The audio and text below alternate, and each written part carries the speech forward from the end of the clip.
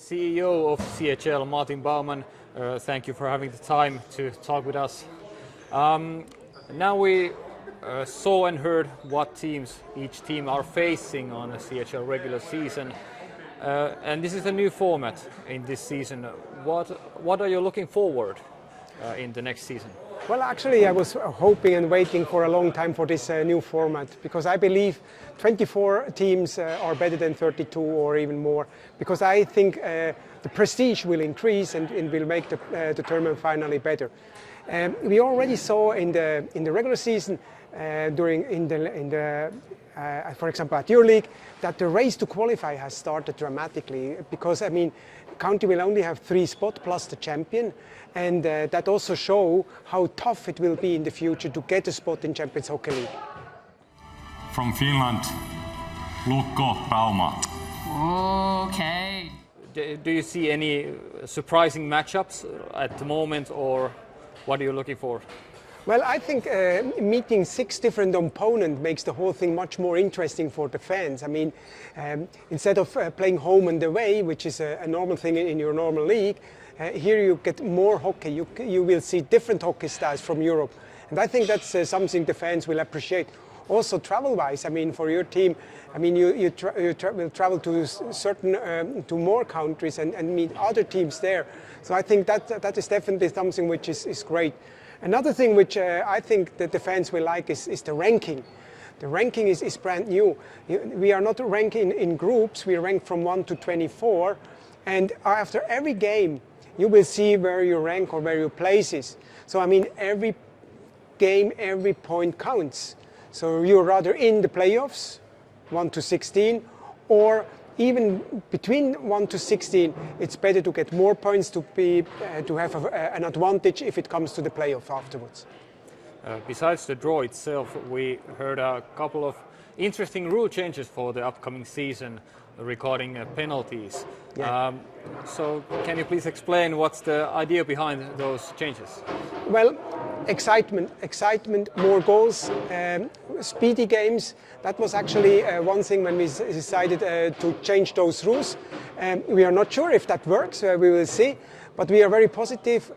We would like to have less penalty shootout, less overtimes. So we would like to see a decision during the game. And I think with those 2 rule changes, I think it could work. The third one, the shorthander, is a different one. It's a bit controversial, but there again, it helps to make the game more attractive, and it forces a team which has a guy on the bench still to play very active and doing the forechecking, for example. As mentioned, new format, some new rule changes. What do you see in the future for CHL? What's coming next?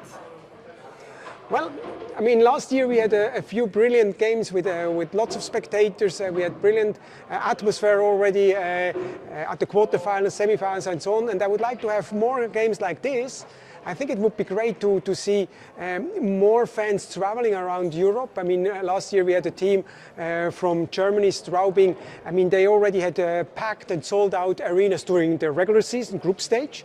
So, I mean, that is a wish I have to see packed arena, great atmosphere in the venue, lots of fans traveling from the south to the north, vice versa. And yeah, I think that really helps to develop the product.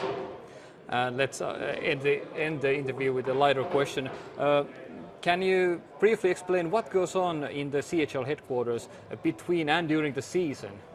That's a good one. I mean, many people are asking us this thing. Immediately after the final, which happened in February, we really started to prepare ourselves for the next season. So it was quite intense the last couple of months because every week, every day we had teams qualified for our tournament. We had to make sure that the legal paper were in place. Then we prepared, of course, the draw. We changed and prepared all our manuals, all our contracts.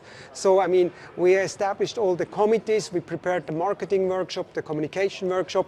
Very soon we prepare the General Assembly meeting, which happened in June. And then we already start going into detail with all the clubs doing the social media packages and those things. And then I would say when most of the Nordic country go on holiday in July, we also close for more or less 3 weeks our office before we start with the press conference, and by then, yeah, the season almost starts again in August.